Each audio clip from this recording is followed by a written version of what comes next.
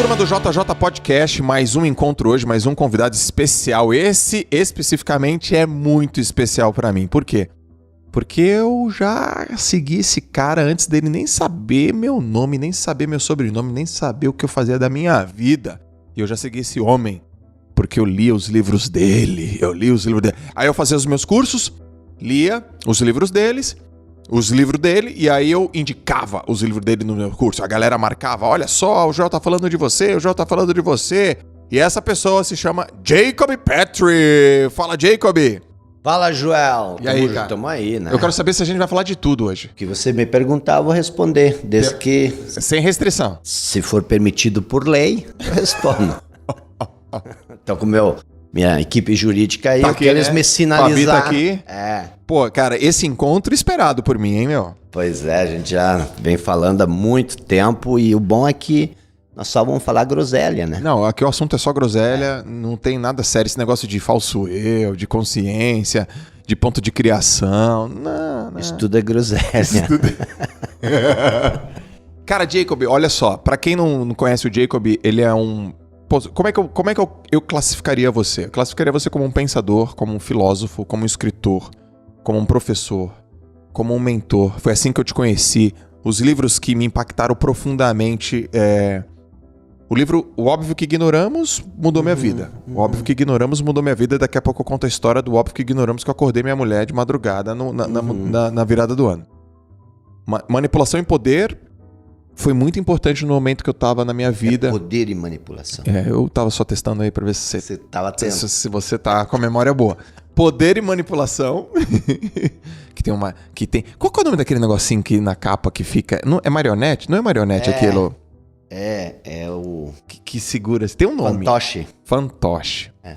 Aí depois o livro que você faz uma versão comentada, atualizada, moderna do 16 Leis do Triunfo. Aí Os Atrevidos. Só que aí eu dei uma olhada no que você tinha escrito antes. Aí eu fui atrás também no que você tinha escrito antes. Aí tem um livro, eu não sei exatamente o título, dos erros. Grandes Erros. Mas vamos começar, a gente vai falar vários assuntos, mas aquele livro aquele que foi lido por muitas pessoas, aquele primeiro, conta aquela história. As pessoas não sabem de uma coisa, eu tenho um segredo. É um segredo gigantesco. Eu escrevi 4 livros antes do primeiro livro que realmente fosse conhecido. E esses 4 livros, eles são o meu maior segredo. Sabe por quê?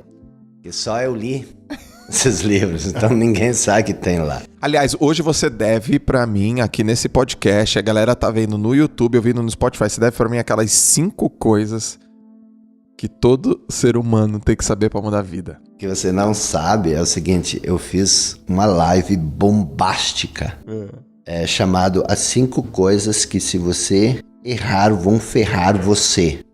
E a abertura foi o seguinte, eu contei 3 dessas coisas pro Joel, tô devendo 2.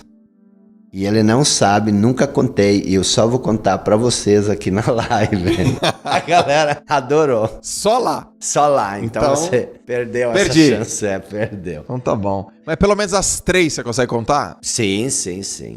Bom, as 3 coisas que se você errar, você vai ferrar na vida é o seguinte, Joel. Primeiro, a pessoa com quem você vai casar. Se você escolher a pessoa errada, você vai se ferrar. Imagina tu casado com a pessoa errada. Então a gente que escolhe. Claro, evidente. E tu tem que escolher. Não tem esse negócio do cupido? Não, que cupido? Você Não já viu o esse cupido? Você não tem o lance do cupido pegar no coração e soltar a flechinha de longe? Isso aí é bonitinho, mas não funciona.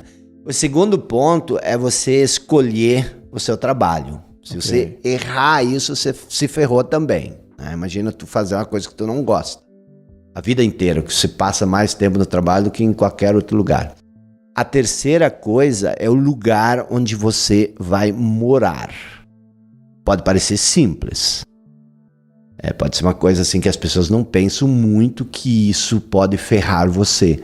Mas imagina tu morar num lugar que tu não gosta, um lugar que e isso acontece muito com as pessoas que, por conta de um emprego, ficam agarradas a um local, a um lugar. Veja você. Você morava em Santos, você veio, se mudou para o Alphaville. Isso foi bom ou foi ruim? Você gostava de Santos, mas... Então, assim, se você tivesse dito, não, eu vou ficar aqui, não sei o quê. Então, isso é extremamente importante e as pessoas não consideram isso. Eu e a Fabiana, por exemplo, a gente decidiu morar nos Estados Unidos. Por quê? Porque a gente gosta de lá. Tem todo um lobby pra gente vir morar pra Alphaville. É mesmo? Não vem.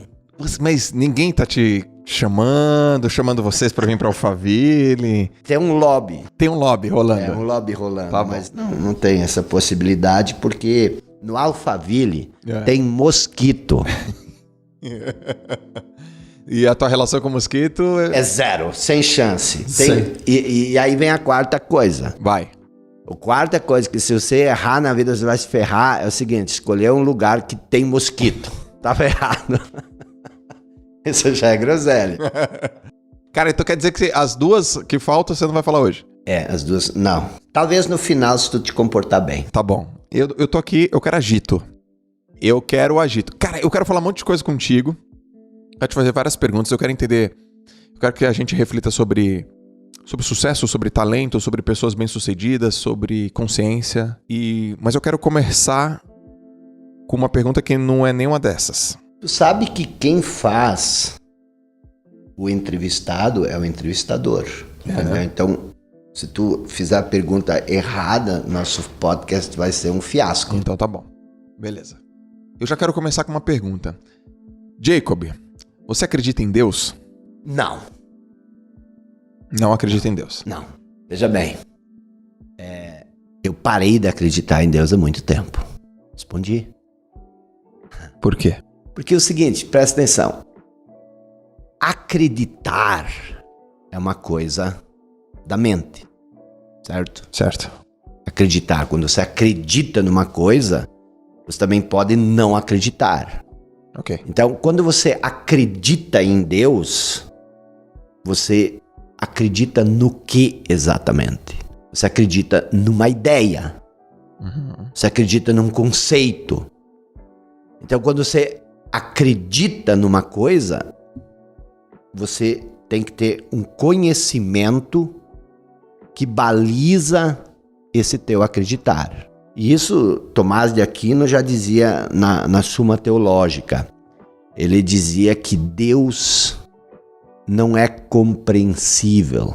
Você não pode compreender a Deus.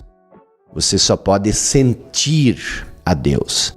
Então, eu não acredito em Deus, porque a crença em Deus nos separa de Deus. A crença em Deus, ela faz com que a gente tenha um relacionamento com uma ideia sobre Deus. Ok. E isso não nos leva a lugar nenhum. Você precisa sentir a Deus. Você precisa não acreditar, mas você precisa ter fé. E o que é a fé? A fé é ter a certeza daquilo que nós não conhecemos. Então, a minha relação com Deus não é uma relação de crença. É uma relação de experiência, de vivência. Ok. E isso, assim, se você estuda a Bíblia, isso está muito claro. Por exemplo, se você olhar para o Jardim do Éden, o que aconteceu no Jardim do Éden? O Jardim do Éden, ele não é um lugar. Nossa mente já acha que o Jardim do Éden é um lugar bonito e tudo mais. Não, o Jardim do Éden é um estado de espírito. No Jardim do Éden nada te falta, porque você é pleno, você é abundante, você tem tudo que você precisa.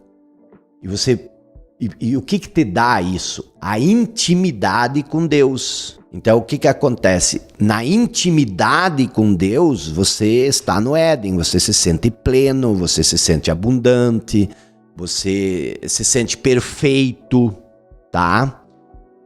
E quando é que nós fomos expulsos desse estado de espírito de plenitude? Quando nós comemos a fruta do conhecimento. O que é comer uma coisa? Quando você come uma coisa, você toma posse disso. Aquilo que você come, você se torna. Certo. Isso é literal, né? Se você come muita porcaria, você se torna fisicamente sem muita habilidade, para não dizer você se torna uma porcaria. Então o que acontece? Quando você come a fruta do conhecimento, aí você conhece. E quando você conhece, você se separa. O conhecimento, ele nos fragmenta. Observa a ciência. A ciência, ela é cada vez mais fragmentada. Você começa primeiro a olhar para uma árvore, mas se você vai se aprofundar, e isso não tem nada de errado. Aí você vai estudando cada vez mais fragmentos. Mas quando isso se trata em relação ao ser humano, o ser humano ele passa a se identificar com esse conhecimento. E essa identificação te separa daquilo que você conhece. Vou te dar um exemplo. Quando você vê uma rosa desabrochando no jardim da sua casa, você de relance vê aquela rosa bonita e você se desliga dela. Você diz, eu já sei, uma rosa, olha que rosa bonita. Agora tu imagina se você nunca tivesse visto uma flor na vida, uma rosa. E de repente você entrasse no seu jardim e ali estivesse aquela rosa vermelha. Você ia chamar os vizinhos, você ia chamar todo mundo, porque aquilo ali é diferente. Então a gente perde a relação com Deus quando você transforma Deus numa ideia. E preste atenção, se tu analisar isso por todo o viés, olha a prepotência que existe quando eu digo, Joel, eu acredito em ti. Isso significa que eu estou separado de você, mas ao mesmo tempo te julgo e dou veredicto. Eu acredito em ti. Então a humanidade, ela vive separada de Deus. Por quê? Porque ela passou a idolatrar, a amar, a seguir um conceito, uma ideia de Deus. Mas presta atenção. Foi isso que nos separou de Deus no Éden. Quando nós nos apossamos do conhecimento, nós fomos expulsos do paraíso. E antes de ser expulso, o que a Bíblia conta? Nós nos vimos nus. Nós estávamos nus. O que é a nudez? A nudez significa vergonha, significa fraqueza. É um significado da parábola contada ali no início da Bíblia. E quando a gente se apossa do conhecimento, a gente se separa do nosso poder interior. E esse é um grande problema da humanidade. Porque a humanidade saiu da essência e foi para a mente. Vou te dizer, você é um cara muito inteligente, com muito conhecimento. Você julga isso como uma coisa positiva, neutra, negativa, positiva por alguns aspectos, negativa? O quê? A questão do conhecimento. Não. Nesse quesito que a gente está abordando agora, você julga isso... Como é que você considera? Porque eu te fiz uma pergunta assim, você acredita? Você falou, não, eu tenho uma relação. Então, qual que você considera que é a melhor forma de explicar essa questão de Deus? Não é então acreditar, é se relacionar. E se relacionar é por meio da essência e não pelo meio da, vamos dizer assim, sapiência. Exato, mas foi isso que Jesus veio nos ensinar, entendeu? Jesus, presta atenção, qual é o problema do conhecimento? Você é um cara... Boa, qual é o problema? Boa. Qual é o problema do conhecimento? Você é um cara que tem muito conhecimento. Jota é um cara que tem muito conhecimento, te admiro muito por isso. Agora deixa eu te fazer uma pergunta. E eu busco ele o tempo todo. Agora, se tua vida dependesse do teu conhecimento, quanto tempo tu ia sobreviver? Se a minha vida depende... Cara, eu não sei essa resposta. Não, por exemplo, todo o teu sistema, o coração, tudo isso parasse de funcionar e agora você vai ter que se virar com o teu conhecimento. Quanto tempo você sobreviveria? Se parasse... O tempo de uma apneia. 3 minutos, né? Nem isso de repente. E se o mundo parasse de girar e agora o Joel J vai ter que orquestrar toda essa inteligência, porque o que acontece? Presta atenção. Charles Darwin, ele criou um ponto de ruptura na história da humanidade, quando ele descobriu a evolução da espécie. E não tem erro nisso. É de fato assim.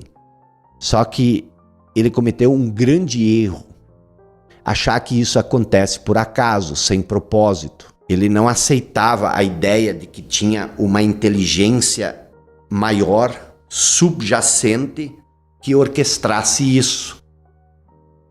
Então, qual é o problema do pensamento, do conhecimento? O problema... Na cabeça dele veio por conta da evolução, né? É uma concepção evolucionista, né? Exato. Só que ele tirou essa inteligência subjacente. Tipo, as coisas vão evoluindo ao acaso, sem propósito. E aí, numa sacada só, ele tirou o propósito do universo. Ele deixou os seres humanos e o mundo sem propósito. E aí os filósofos, os pensadores, diante dessa nova realidade, começaram a dizer o seguinte: Nietzsche disse Deus está morto, e agora? Agora os seres humanos vão ter que inventar um novo propósito, porque o que eles tinham como propósito morreu. Só que isso não funciona, você mesmo diz, não funciona você inventar um propósito, entendeu? Para a humanidade, para o mundo. Você tem que sentir isso dentro de você, entendeu? Então, o que acontece? Qual o problema do conhecimento? O problema do conhecimento não é o conhecimento em si.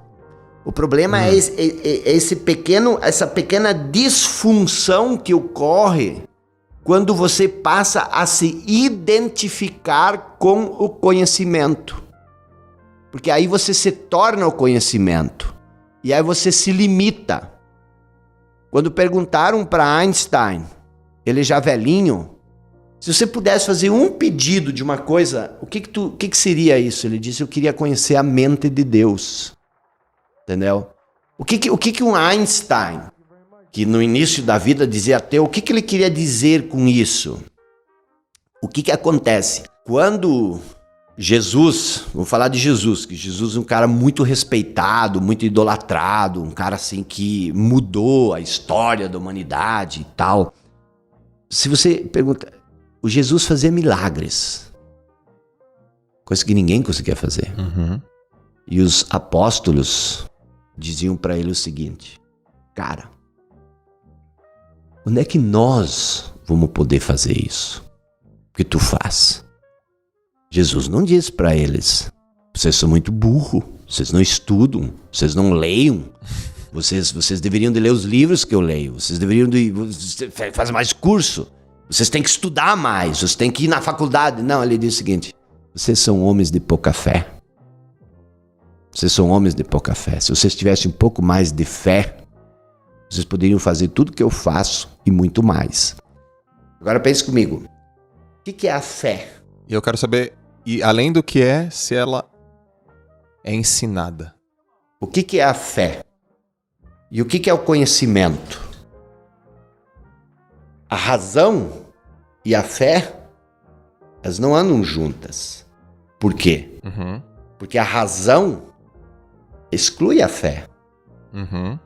E os seres humanos são um fracasso.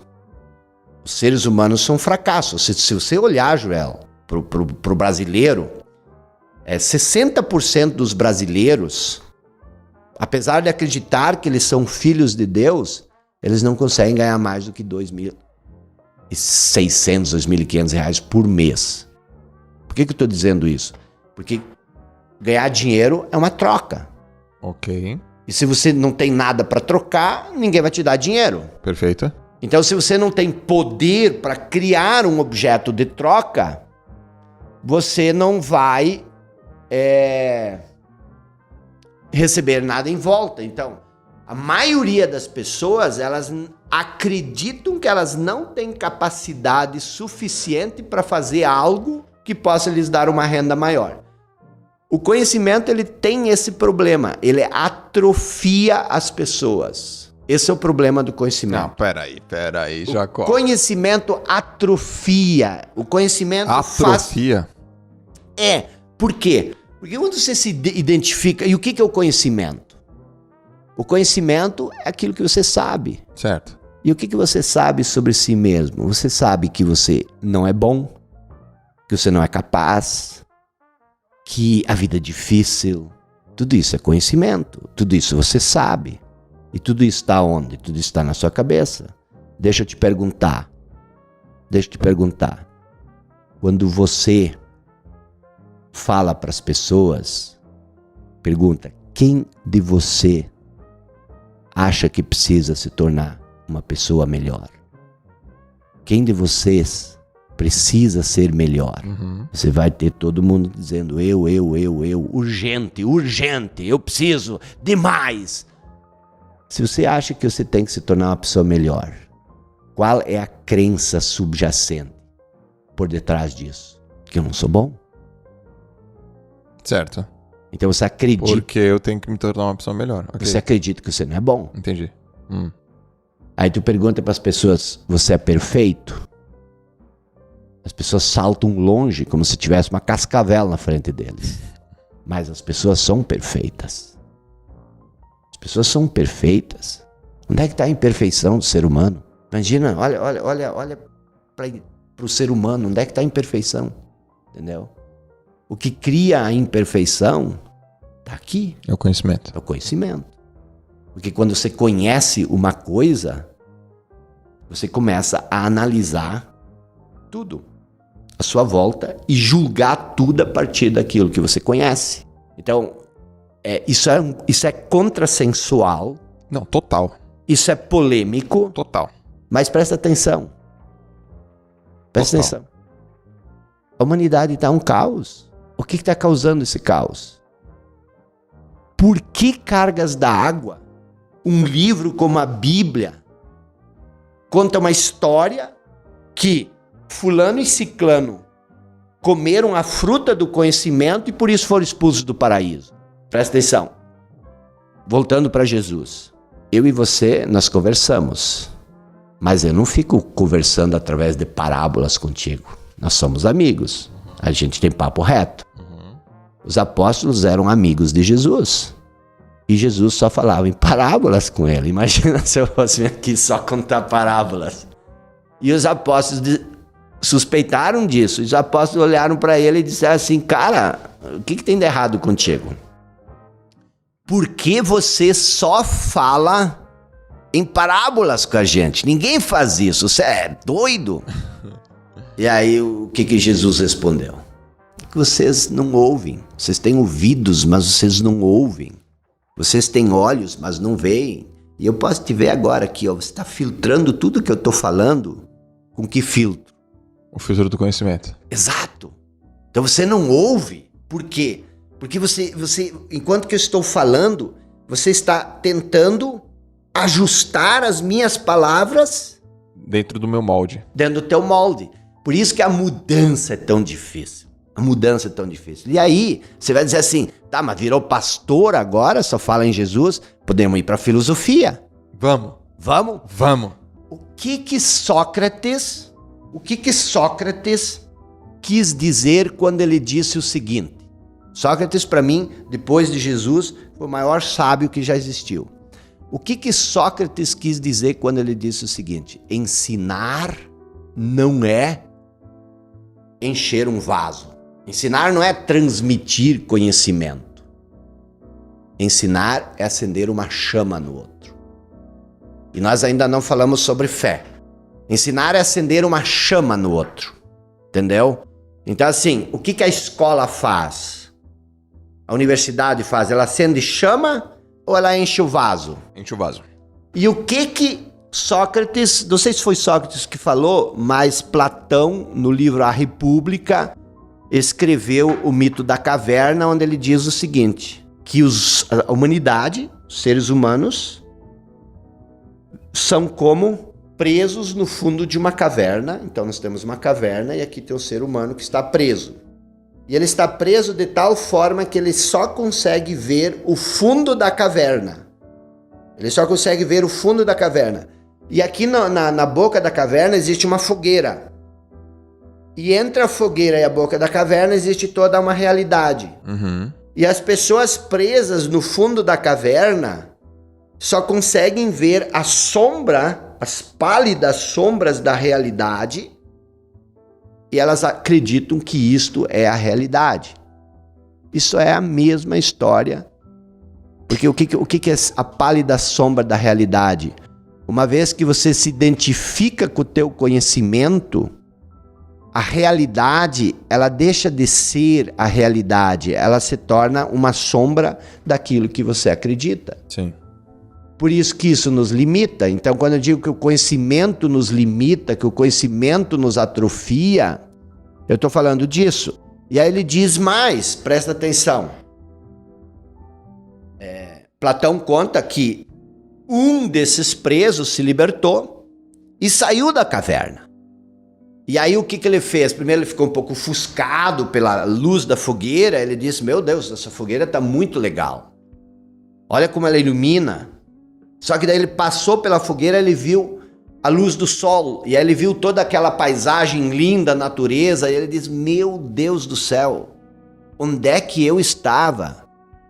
Isso aqui é a realidade. Eu não tinha essa percepção de modo algum lá na caverna. Aí ele se lembra dos amigos que estão presos na caverna. Aí ele volta correndo para a caverna e quer libertar esses presos. E aí, por causa da penumbra, ele tropeça e meio que cai na frente dos prisioneiros.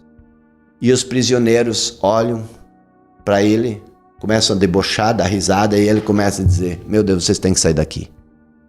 Vocês não sabem o que tem lá fora.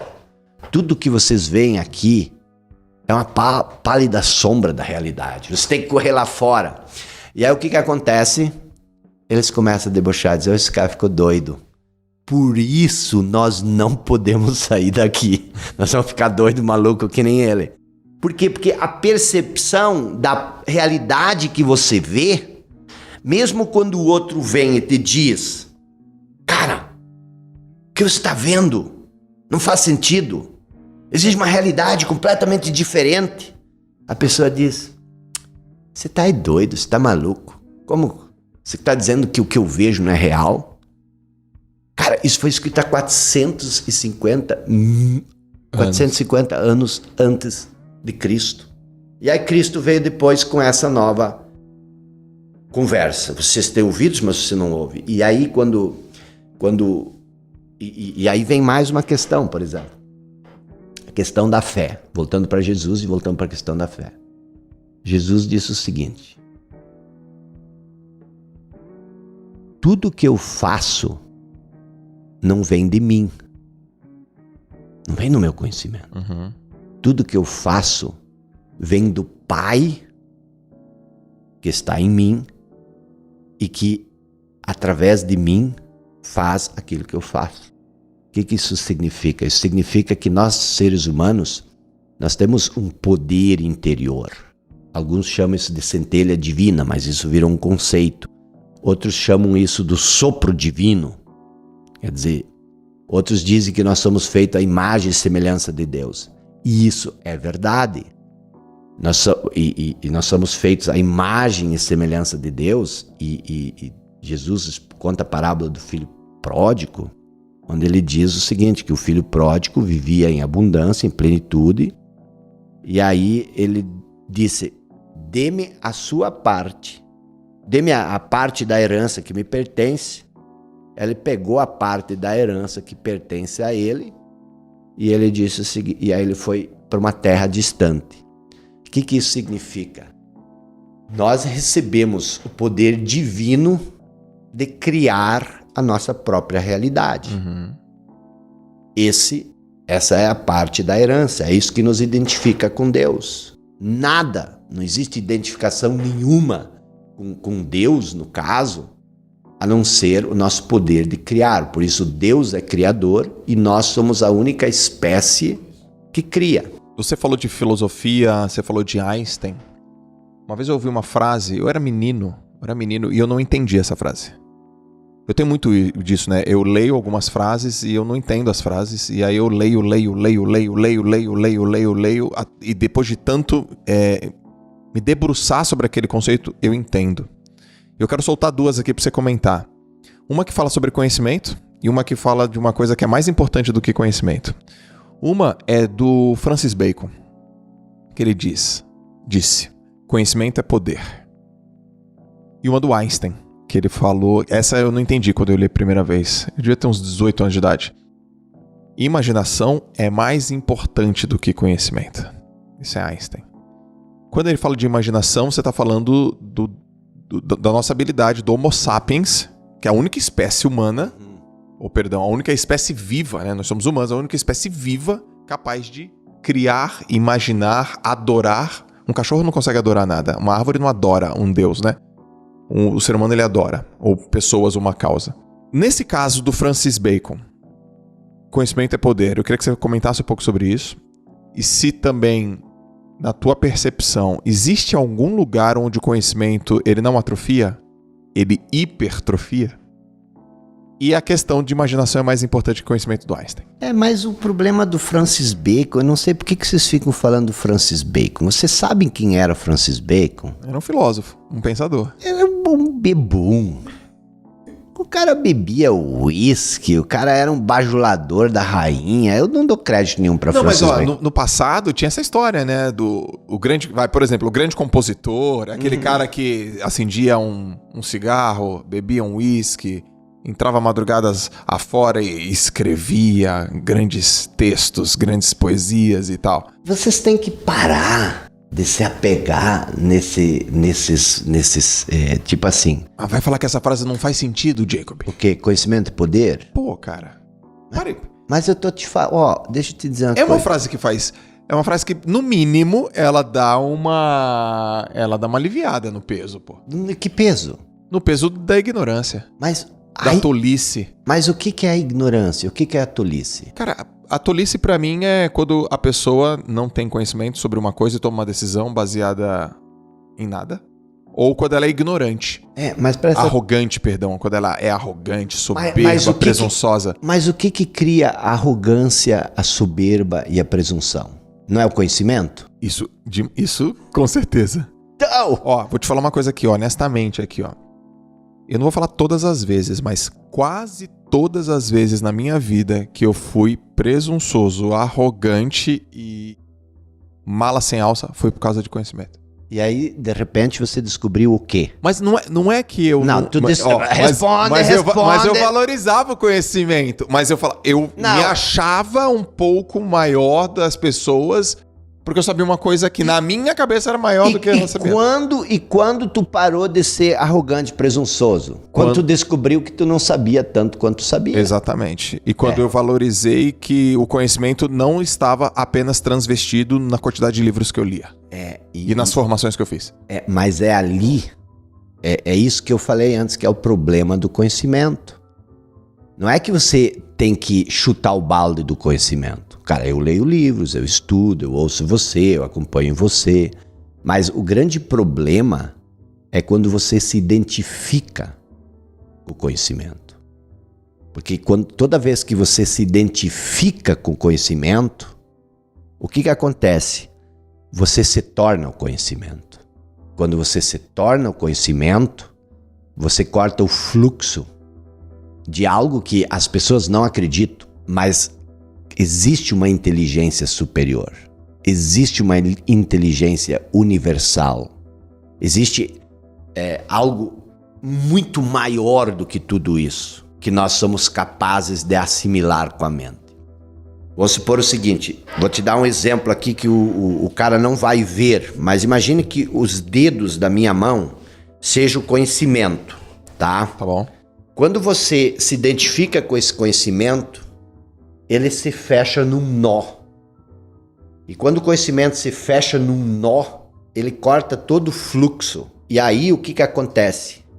Você se torna arrogante e prepotente, porque você não aceita mais nada. É impenetrável. É impenetrável. E tudo que você pensa emerge desse nó. Uhum. Então você não tem mais a liberdade. Você conhece o Neymar, você trabalhou com o Neymar. O Neymar é um baita de um jogador. Quando ele não consegue jogar, quando tiram um espaço dele, quando cercam ele, quando colocam ele, fecham ele, e quando dão porrada nele. O conhecimento é a mesma coisa. Se você não dá espaço para o conhecimento, se você não se você não deixa o conhecimento solto, você só vai levar porrada e você não vai conseguir sair do lugar. Então, o conhecimento por si só, ele pode ser útil, mas Pode ser útil. Ele só se torna útil quando você tem um estado de consciência muito maior do que o conhecimento. Tá. E isso é humildade. Boa. E a mente é conhecimento. Mente e consciência não são a mesma coisa, tá? Mente e consciência, a mente não precisa... a mente é um ponto na consciência. Perfeito. A consciência não precisa da mente, mas a mente precisa da consciência. Dá um exemplo prático. Não tem como dar um exemplo prático, porque a consciência é o não manifesto. Mas, ó, a mente é o manifesto. E o exemplo prático é uma coisa, por isso que o conhecimento limita. Mas eu vou tentar te dar um exemplo prático. O que é um filósofo?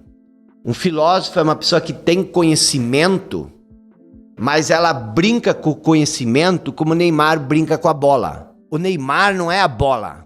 Então o que acontece? Se você não tem lugar para fazer uma embaixadinha, você não consegue fazer uma embaixadinha. Uhum. Então, por exemplo, quando você fala de Francis Bacon, tá? A primeira coisa que eu faço, eu olho isso de um estado de consciência maior. A frase conhecimento é poder, ela está dentro de um vasto campo de consciência. E eu cerco ela, eu questiono essa frase. E essa frase ela vai ter que sobreviver às marteladas, entendeu? E ela não sobrevive, por quê? Porque hoje de manhã, uma das coisas um dos maiores equívocos que a humanidade comete nessa questão do desenvolvimento é achar que insatisfação ou indignação é o motor da mudança, da transformação. Tipo assim, o cara me disse o seguinte: sem insatisfação não há transformação. Não há crescimento. Se tu não está insatisfeito, tu não cresce. Agora eu quero te perguntar o seguinte: tu concorda com isso? Eu só te largo bola quente. Tu nunca mais vai me chamar pra fazer podcast. Esse vai ser o podcast mais longo. O que acontece? Vamos... Você tem que falar da imaginação do Einstein. Sim, ainda, maior conhecimento. Mas nós estamos falando disso, presta atenção. A insatisfação é um estado de consciência. Tá bom. Então, não estou satisfeito com o resultado que eu obtive, com a situação da minha vida, com o meu relacionamento, com a minha casa, com o meu corpo. Isso, então... Com o meu dinheiro na minha conta do meu banco. Então, a insatisfação cria transformação. Você diria para mim que a maioria das pessoas estão satisfeitas ou insatisfeitas? A maioria das pessoas estão insatisfeitas. E a maioria das pessoas... Se isso fosse a premissa da mudança... Se isso realmente fosse a premissa da mudança, as pessoas... Mudaria. A pessoa está insatisfeita, ela reclama a vida inteira e não faz nada. Então, peraí. Essa sua linha de raciocínio fez sentido. A maioria das pessoas não estão mudando, estão insatisfeitas. E vou te fazer outra pergunta. Não bateu uma correlação. E vou te fazer uma outra pergunta em cima disso. Presta atenção. E se você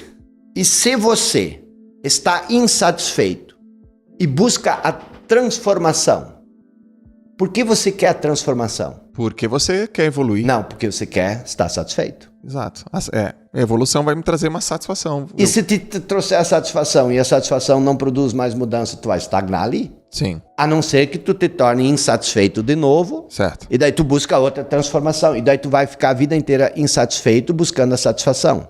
Isso é um jeito inteligente de viver a vida? Tem algo errado nisso. Não, mas peraí, mas calma. Ó, se toda vez que eu fico insatisfeito busco a melhoria e fico satisfeito, eu melhorei o meu entorno. Eu melhorei as pessoas ao meu redor. Aí depois eu fiquei num platô, fiquei insatisfeito de novo, busquei uma melhoria, melhorei o meu entorno. Acho que é uma busca, é uma forma... Mas você quer ser insatisfeito a vida inteira? Não, eu não quero, eu quero crescer. Eu quero ser... Não, eu quero ser... Por que tu quer crescer? Não, eu quero ter paz... Acho que os seres humanos querem ter paz interior. Exatamente! Paz interior. E o que traz a paz interior? Pra mim, paz interior é a convicção que eu dei meu máximo, que eu tô vivendo na minha essência. E o que é viver? Próximo das coisas que eu valorizo, gosto, amo. Mas, Joel, esse que é o grande problema. Sabe qual que é o grande problema? O grande problema é o seguinte, presta atenção. Isso tudo desemboca na teoria da cognição de Santiago, Humberto Maturana e Francisco Varela. Só que eles só fizeram uma descoberta e eles não ficaram muito chocados com isso e não deram o devido valor. Mas presta atenção, o que acontece? Todos nós podemos ter 2 pontos de referência na vida, entendeu?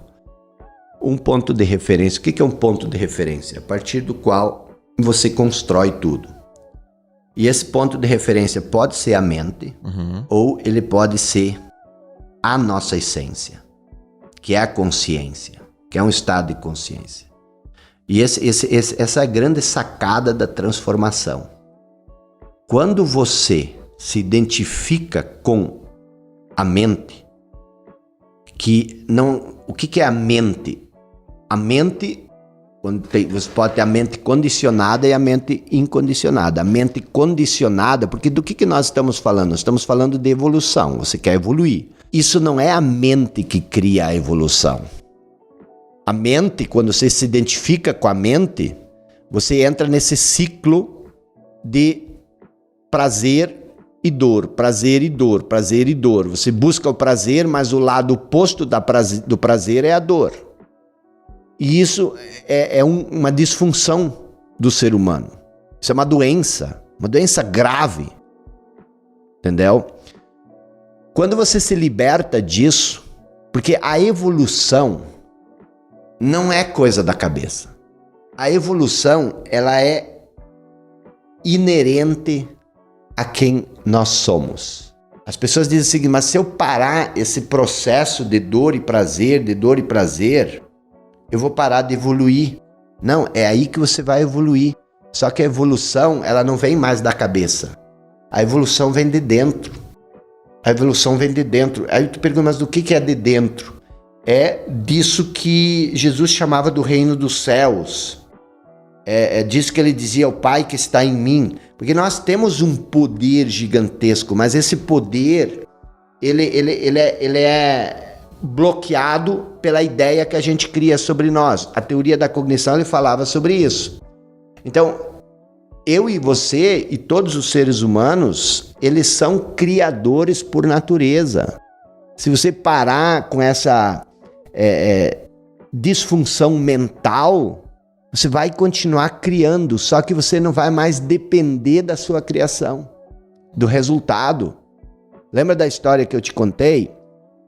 Da performance? A maioria das pessoas, elas buscam... Não, a maioria não, todos nós buscamos um veredito. O que é um veredito? Um julgamento final, que é você quer ser importante e você quer ter valor, certo? Então você quer ser importante, você quer ter valor. Então você fica performando o dia inteiro e você fica procurando esse veredito. Será que eu sou importante? Será que eu tenho valor? E quem diz isso para você? As outras pessoas. Através do quê? Da sua performance. E isso faz com que todo dia você se coloque num tribunal. Todo dia você está sendo julgado. E isso torna a tua vida um inferno. O que você precisa fazer? Você precisa buscar esse veredito dentro de você, buscar o valor, buscar o seu senso de importância dentro de você. Aí você já tem o veredito, você sai do tribunal e agora você está livre para performar do jeito que você quer. Quando o Einstein diz, por exemplo, a imaginação é mais importante que o conhecimento, ele mexe na estrutura de toda a crença da humanidade. Para você usar a imaginação, você precisa se separar do conhecimento, entendeu? Porque se você está preso ao conhecimento, você não tem imaginação. Você fica reproduzindo o tempo inteiro aquela mesma velha canção, que é essa voz na sua cabeça, te dizendo, por exemplo, você vê uma oportunidade, e aí o que você faz? Você pensa, mas a minha condição não permite. Uhum. O que é a condição? A condição é a areia movediça, é o atoleiro onde você está preso. Por que você vive na condição que você vive? Boa pergunta, essa eu ia te fazer. Você vive na condição em que você vive porque você criou essa condição através do conhecimento. E qual é a dificuldade de você sair dessa condição? O conhecimento que criou essa condição justifica, argumenta, avalia que você não tem condições para sair da condição que ele mesmo criou. Porque se você tivesse um outro mindset, você nem estaria preso nessa condição em primeiro lugar. Tá entendendo? Ele justifica para te dar conforto. E aí vem essa questão, presta atenção. O que é a zona de conforto? A zona de conforto. A zona de conforto é um pequeno círculo onde você está dentro. E essa zona de conforto, a zona de conforto todos nós temos. E nós sempre vamos viver dentro da zona de conforto. Então você está dentro desse pequeno círculo chamado conforto, que são as coisas que você se sente confortáveis fazer. Então você se sente confortável em fazer isso. Isso é sua zona de conforto. Você está confortável em dormir todo dia até as 9 horas. Cara, levantar às 5 é um desconforto. Você se sente confortável em comer aquela torta com que tu não sabe o que é isso já, mas é uma torta com nata, chocolate branco e morango. Aquilo é delicioso. Então você está confortável em comer aquilo. E tá tudo bem. Só que o que acontece? Aí você diz o seguinte: os teus sonhos, tudo, a zona de conforto é tudo que você tem. E tudo que você não tem está fora da sua zona de conforto. E se você disser o seguinte: bom, eu quero isso, que está fora da minha zona de conforto. Isso está fora da zona de conforto. Agora, quando você dá um passo fora da zona de conforto, o que acontece? O que você encontra? Adversidade. E quando você encontra adversidade, o que você faz? Você começou o regime hoje de manhã, a dieta. Eu não vou mais comer açúcar.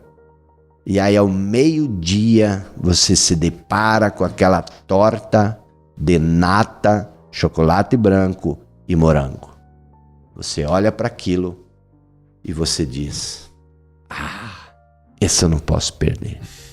Não, mas comecei dieta. Não, mas... Aí você acaba voltando para a zona de conforto. Você volta para dentro do círculo. Você deu um passo fora e você volta. Você desistiu da academia. Você desistiu, deixou o livro de lado. Quer dizer, você volta para a zona de conforto. E por que você faz isso? Por quê? O mal do século. A gratificação imediata. Você quer a torta agora, você não quer pagar o preço. Só que tem um detalhe. Se você quer emagrecer, ou se você quer mudar e tudo mais, e você não sai da zona de conforto, e se aquilo que você quer está lá fora, como é que você resolve essa equação na cabeça? Quando você come aquela torta, quando você deixa de ir na academia... Aquilo é bom. Como é que você resolve essa equação? Eu quero perder peso, mas eu não quero parar de comer o que eu como. Você diz, quando você come aquele... dane-se meu peso, eu vou continuar gordinho, pançudo, pançuda, dane-se, ferre-se, eu quero esse chocolate. Você não diz isso. O que você diz? Como é que você resolve essa equação na sua cabeça? E esse é o segundo grande problema. Inconscientemente, a gente acha que vai haver alguma coisa, que alguma coisa vai acontecer que vai resolver o nosso problema. Isso é inconsciente. Você pensa, amanhã eu vou começar. Depois de amanhã. A gente acha que eu chamo isso de pílula mágica. Tá? Você acha que uma pílula mágica vai resolver o seu problema. Agora presta atenção, quando você volta para a zona de conforto, você faz duas coisas. Você busca gratificação imediata, mas você também racionaliza. O que é racionalizar uma coisa? Você cria um argumento racional, e observe isso, para justificar por que você está voltando. Hoje eu tive um dia difícil. Hoje eu estou muito cansado. Quer dizer, a adversidade que aparece não é um jacaré, um crocodilo, um gorila, um King Kong. Aliás, deixa eu fazer uma pergunta. Tu sabe como a gente faz amor com King Kong? Com um gorila? Sabe? Não. Do jeito que ele quer. Porque ele é maior. Então, o que acontece? Não é o gorila que é, mas aquelas coisinhas, as justificativas, elas são que nem um gorila. Eu tô com preguiça, mas você não diz eu tô com preguiça, você diz tô cansado. E aí, você, do mesmo jeito que a gente cede pro gorila, porque ela é maior, a gente cede para essas preguiças, para essas coisinhas, e a gente racionaliza isso, sempre com um argumento junto. E aí, no fundo da consciência, a gente tem essa ideia da pílula mágica. Só que chega um momento lá na frente que a gente percebe que essa pílula mágica não existe. E aí você percebe que você se enganou. Aí você percebe que você mentiu para si mesmo. E se eu mentir para você 1, 2, 3 vezes, o que acontece na nossa relação? Insatisfação. Não, eu caio, eu perco a moral contigo. Eu me desmoralizo contigo. E quando você fica fazendo promessas para você e não cumpre, o que acontece contigo? Você cai na desmoralização consigo mesmo. Você perde a moral consigo. E o que mais existe no mundo são pessoas que perdem a moral com elas mesmas. Pessoas desmoralizadas consigo mesmo. E aí acontece o seguinte, quando você cai na desmoralização contigo mesmo, você só vai ter 2 caminhos.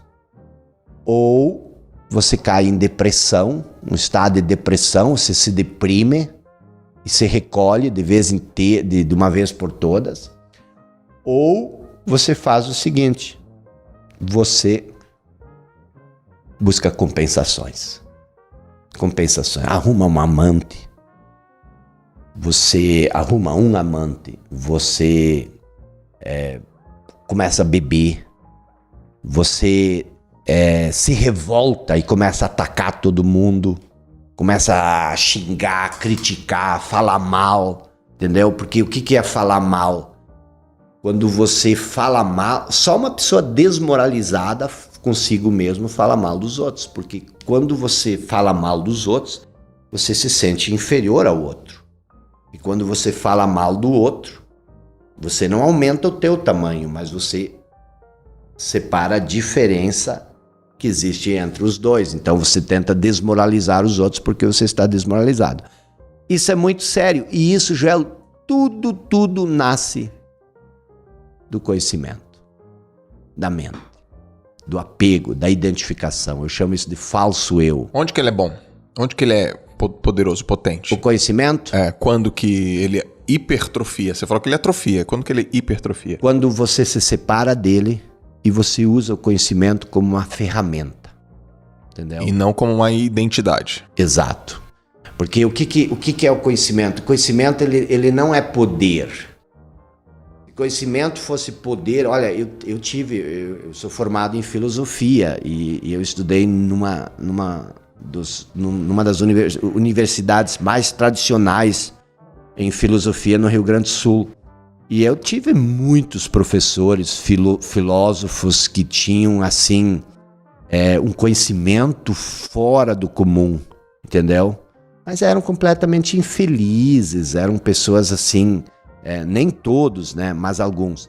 Porque o conhecimento ele é só poder em potencial. Se você souber usá-lo. E Napoleon Hill já falava isso, o conhecimento organizado. Mas O que é o conhecimento organizado? Estava olhando ali essa tua sala ao lado aqui, que tem 300 cadeiras. Você não consegue organizar essas cadeiras sem tirar algumas dali. Porque você precisa de espaço. Então, o conhecimento organizado, ele precisa ser um conhecimento solto. E você pode, como as pecinhas de um Lego, você pode organizar ele. E isso você tem que ter consciência. Se você não tem consciência, você tem um monte de conhecimento e você não consegue organizar ele porque você não tem espaço. A consciência é o espaço onde você organiza o conhecimento. E o que a maioria das pessoas faz? Elas se identificam com um conhecimento. E aí vem essa questão das crenças limitantes. Que as pessoas falam, e que me desculpe, mas é uma grande bobagem. Por quê? Porque toda crença é limitante. Se eu acredito que o Joel é bom, isso me limita a acreditar o oposto. Entendeu? Ou que eu sou ótimo. E se acreditar que eu sou ótimo, me limita a acreditar que eu sou excelente. Exato. Então, toda crença ela é limitante. Então, eu vou eliminar as crenças limitantes. Como é que tu vai eliminar? E outra coisa, como é que tu vai identificar uma crença limitante? Boa. Porque a maioria das coisas que nos limita, elas são inconscientes. Tu acredita e tu nem sabe que tu acredita. Tu já pensou, se você tem um farolzinho de luz, uma lanterninha, essa lanterna sai luz. Tu imagina se a lanterna fosse querer entender de onde sai a luz. Aqui tem luz. E ela começa a andar atrás da luz para entender onde que está a luz. Tu não consegue pegar a luz se tu é a lanterna. E a mesma coisa, tu não consegue mudar uma crença limitante que você é. Tá entendendo? Porque eu nem sei, eu nem reconheço que... Não, e assim, isso é mais... A mente fragmenta a própria mente. Então ela diz, você tem que eliminar uma crença limitante. Mas como é que... A mente não é um conjunto de crenças. A mente é um nó, um emaranhado, entendeu? Tu não consegue... Então assim, isso é uma ilusão muito ingênua. Outra ideia ingênua, presta atenção, tem aquele livro famoso que as pessoas leem para ficar rico, que se chama Segredos da Mente Milionária. Ele começa por uma premissa que diz o seguinte: o pensamento cria a emoção cria a ação e a ação cria o resultado. Isso não serve para nada. Steve Harvey Eker tem que ser revisto. Porque o pensamento cria a emoção. Isso é verdade. Mas e o que cria o pensamento? O que adianta saber que o pensamento... O que cria o pensamento? A emoção não cria pensamento? Cria. E como é que você quer dizer que o pensamento cria emoção? Você é um dos caras que diz que ação muda a mente. Sim. Então como é que tu coloca tudo isso numa formulazinha? Mas eu ainda te pergunto, de onde vem o pensamento? Entendeu? Então o que acontece? Para que serve isso? Isso é um conhecimento que parece... Você já tem uma casa caindo aos pedaços, quando tu lê um livro desse, tu constrói uma varandinha que não serve para nada, que vai desabar com o resto tudo. E é por isso, Joel, que as pessoas, elas são tão pouco criativas, elas não conseguem evoluir, porque a gente tem que olhar isso no todo, entendeu? O problema é um problema conjuntural, um problema cultural, é um problema muito mais amplo. A gente tem que ir, e aí vem essa questão. Você e toda essa turma de pessoas que têm voz e que são inteligentes e que vocês têm que parar, entendeu? De assimilar conhecimento e reproduzir isso. Vocês têm que pegar um machado, uma picareta. Sabe o que é uma picareta? Sei. E vocês têm que começar a debater em todo o conhecimento que existe. Por quê? Porque o que existe não é a solução. Tá me entendendo? O conhecimento que existe nos trouxe onde nós estamos. Tem que destruir tudo isso, entendeu? Tem que fazer uma fogueira gigante, queimar todos os livros, inclusive os meus. E a partir daí a gente começa a construir algo do zero, algo novo. Entendeu? Com qual objetivo? libertar a humanidade do conhecimento. Quando você escreve um livro, quando você faz um curso, quando você liga a tua live, bota a turma lá, quando você fala as coisas que você fala, quando você vem aqui, quem tá ouvindo, quem tá vendo, pô, esse cara manja do que ele tá falando, hein? Esse cara tem conhecimento, hein? Pô, o livro dele, aprendi coisas novas, hein? É um contrassenso isso que você tá falando? Libertar as pessoas do conhecimento, já que você é um cara que tá na área do conhecimento, na área da, vamos dizer assim, da educação, da construção de uma sabedoria um pouco maior? É um contrassenso, sim. Mas o meu objetivo não é... O meu objetivo, tanto é que o que eu tô fazendo aqui, entendeu? Provocar. Eu vou ser um provocador. Eu devia ter falado, filósofo, pesquisador, você é um provocador. Mas é uma provocação boa. Mas é porque se você, presta atenção, se você, às vezes as pessoas dizem o seguinte, cara, você me deixou meio pra baixo. Eu digo, claro, quebrei tudo que você acreditava, entendeu? Uhum. E o que acontece? A gente quebrar tudo que você acredita, isso não é fácil, entendeu? Pois é, porque uma pessoa que é convicta, ela te escuta, ela pode te escutar e não. Mas é por isso que Jesus dizia, porque vocês têm ouvidos, mas não ouvem, entendeu? Uhum. Mas é preciso começar a olhar, porque o que acontece? Presta atenção. Por mais que você possa me dizer uma coisa muito interessante, Joel, você faz isso em 1 hora, em 5 minutos. Só que eu tenho um condicionamento de 35 anos. Qual é a chance? É desproporcional. Qual é a chance de um tronco velho, enraizado, até o fundo da sua alma, ser arrancado e substituído por uma coisa que você fala que é interessante, que 5 minutos, isso vem, isso passa, bate, entendeu? Então, você vai criando cascas de conhecimento que te separam da sua essência. Mas eu preciso que você entenda uma coisa, você que está nos ouvindo, que não vai ter muita audiência no nosso podcast, mas... Vai dar, vai sim, pô. Mas quem ouvir, você precisa entender uma coisa. Não é você encher um vaso. E não tem nada de errado você ler. Mas você precisa ler com distância. Porque entre aquilo que você lê, entre o que eu escrevo e o que você recebe, existe a tua percepção, existe o teu filtro, entendeu? Tu vai sugar as coisas e tu vai sugar elas não a partir do meu ponto de vista, mas a partir do teu ponto de vista. E aí tu vai cada vez mais fortalecendo isso. Eu sou da opinião, é o seguinte, a primeira coisa que você tem que fazer você tem que se conectar com a sua essência. Eu posso falar uma coisa aqui que as pessoas vão me queimar na fogueira, que nem fizeram com o Giordano Bruno? O grande problema da humanidade é a distorção de conhecimentos como o de Jesus. Eu acredito nisso. Porque o que é o reino dos céus para você? Pode dizer sem preocupação. O que é o reino dos céus para você? O reino dos céus para mim é um estado de espírito. É paz. Mas você também já quebrou minhas pernas aqui, porque a maioria das pessoas pensa que o reino dos céus é um lugar, né? Que você vai depois da morte, tá? Mas o que é e isso é verdade. Depois da morte você volta para onde? Você volta para a vida. Depois da morte, você volta para a vida. Aí você, como assim volta para a vida, mas não morri?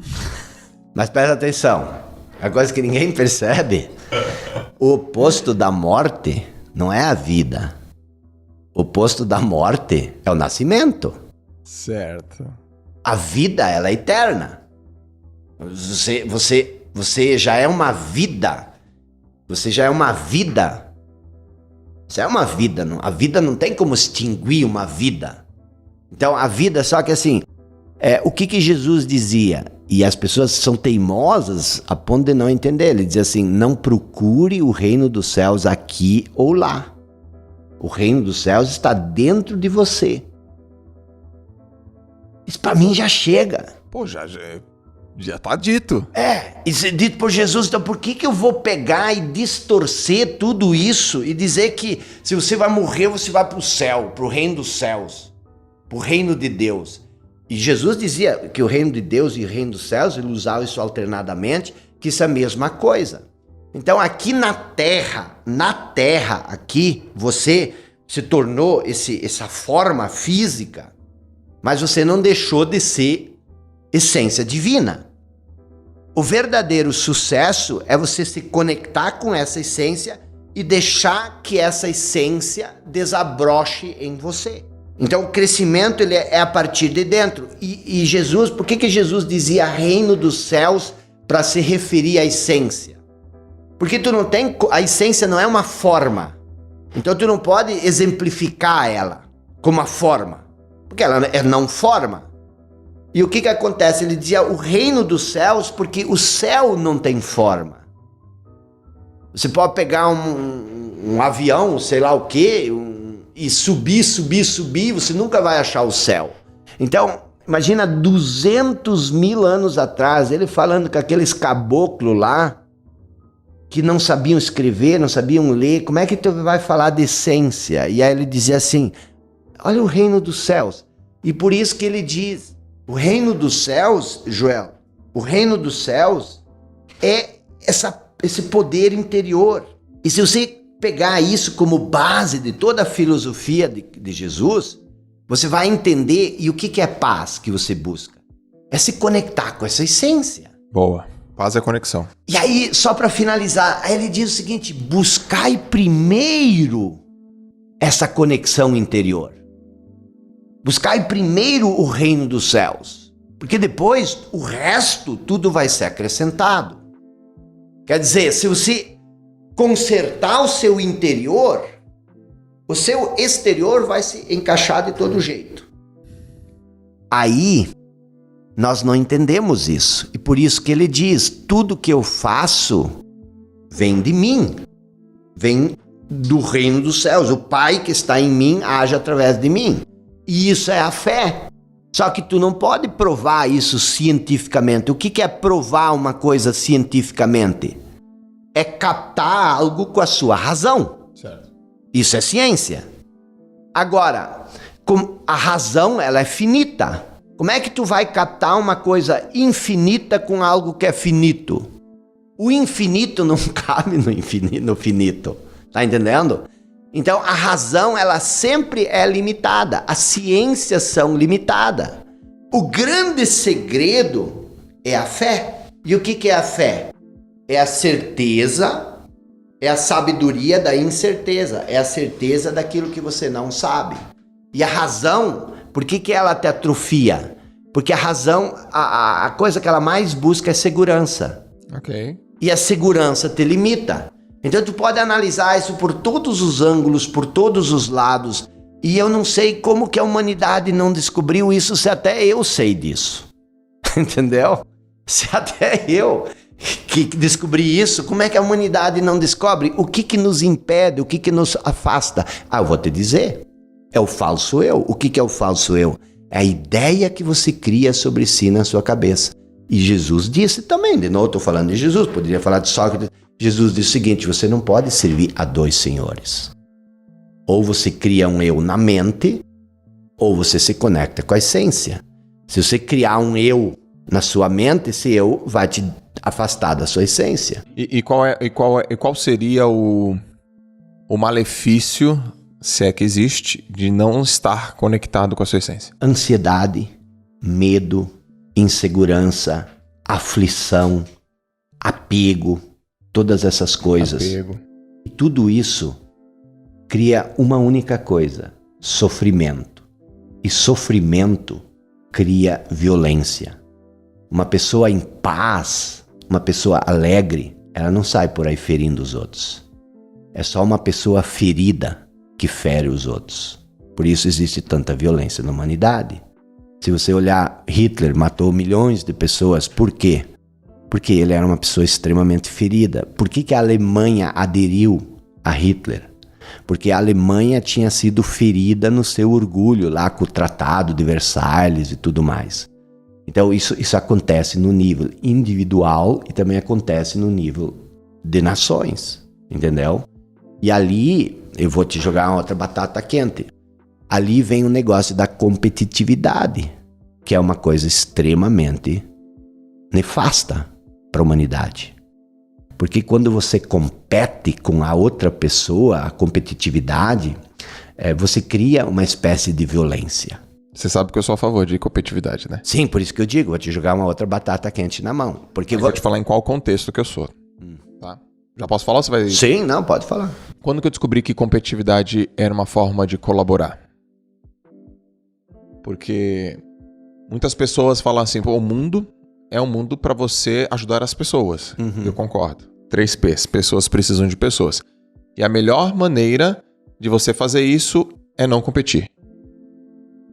Só que uma vez, dentre essas inúmeras competições da minha vida, eu competi com o César Cielo. Eu tinha 22 anos, ele tinha 16. E foi uma prova que a gente competiu em Santos, 100 metros nado livre. Foi dura demais. Ele era um menino, garoto, um jovem de 16 anos que estava vindo com tudo e eu estava muito bem. E nós nadamos no 100 metros nado livre e eu venci dele por alguns poucos centésimos. E se ele não tivesse do meu lado, eu não teria tirado tudo que eu tirei de mim. E se talvez eu não estivesse do lado dele, ele talvez não teria feito o que ele fez. Eu lembro que no final ele tirou a touca, eu tirei a touca e a gente se cumprimentou. Porra, legal, hein, cara? Eu falei, pô, legal também. E ali eu entendi. Competir com ele, ou melhor, ele competir comigo, colaborou comigo. E eu competir com ele, colaborou com ele. Mas colaborou contigo em que sentido? De tirar de mim o meu melhor, naquele instante. Se ele não estivesse do meu lado... Mas o que é o teu melhor? Como tu sabe que aquilo é o teu melhor? Eu tenho certeza. Como tu sabe? Porque eu tive a certeza que naquele instante, eu não podia fazer nada além do que eu fiz. Eu fiz... Mas o que é essa certeza? Esforço físico. Não, o que é essa certeza? Eu tinha certeza. Da onde veio essa certeza? Do meu campo de experiência. Das coisas que eu vivi. Do teu passado. Do meu passado. Teu passado estava ditando o teu presente. Presta atenção. Será que se você, ao invés de ficar... Porque quando você disse eu tinha convicção, eu tinha certeza, isso vem da experiência e conhecimento. Beleza. Será que se você tivesse se libertado desse conhecimento e tivesse deixado esse poder interior, esse Joelzão fluir, será que você não teria nadado até fora do ginásio? É porque, presta atenção, é nisso que o conhecimento limita. Porque você vê isso do ponto do teu conhecimento. Não, concordo. Do ponto que eu analisei... Do ponto que eu analisei, eu tô certo. Mas essa análise vem do teu conhecimento. Mas o ponto que eu analisei não é todo ponto. Exato! Então, o que eu quero dizer isso? Eu entendo o que você diz, mas presta atenção. Se você analisar... Eu, você, todos nós estamos aqui, nós somos no fundo a mesma coisa, entendeu? Nós somos a mesma essência. Então, por exemplo, assim, a competitividade, ela vem da cabeça. E por isso, assim, o que você está falando é completamente compreensível e 95% das pessoas vão concordar contigo e não comigo. Mas o meu questionamento, ele vem nesse sentido. Mas vamos concordar porque dentro do contexto que eu expliquei... mas a minha grande... Faz sentido. Mas a minha grande pergunta é o seguinte. Onde toda essa competitividade nos trouxe? Na irrelevância, na mediocridade, na pobreza, na miséria. As pessoas estão morrendo de fome por aí. As pessoas não têm dinheiro, as pessoas não têm emprego. Então, assim, para que serve tudo isso? Essa é a minha questão. Será que nós, seres humanos, não somos capazes de criar algo diferente? Porque nós confundimos tudo. E volto a insistir de novo, porque nós estamos identificados com a falsa noção de eu. Por exemplo, o que é o amor? Você já refletiu sobre isso? O que é o amor? As pessoas pensam, eu amo o Joel, eu amo o Jacob, eu amo a Fabiana, eu amo. Mas o que é o amor? O que é o amor? As pessoas dizem Deus é amor, já ouviu isso? Já. Mas, porque o que existe? Você me ama, mas se eu te sacanear... Já não amo mais. Já não me ama mais. Vou ficar chateado. Exato, você diz, quebrou os pratos, não é bem assim, entendeu? Então o que eu quero dizer assim, o amor, as pessoas não entendem isso, mas o amor é eu reconhecer a minha essência em você, entendeu? Porque tudo que tu faz, tudo que tu deixa de fazer, isso não pode afetar o amor. E quando se diz amor, Deus é amor, é porque Deus é a essência. Então, se nós começarmos a olhar isso sob esse ponto, nós vamos mudar muitas coisas. Porque se eu vejo a mim mesmo no Joel, mas aí eu não posso ser desmoralizado comigo mesmo, mas se eu vejo Deus dentro do Joel, o que acontece? Eu não vou abusar do Joel, entendeu? Se eu realmente acreditar que Deus existe em mim, que existe algo em mim que não me pertence, que é divino, eu vou cuidar do meu corpo, entendeu?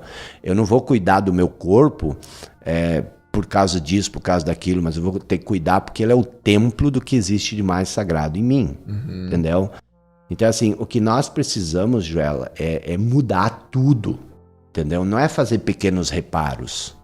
Nós viemos fazendo pequenos reparos há anos, há séculos. Por exemplo, Nietzsche, um dos filósofos mais respeitados, mas completamente equivocado, entendeu?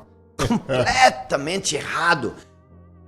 Isso é desperdiçar a herança, entendeu?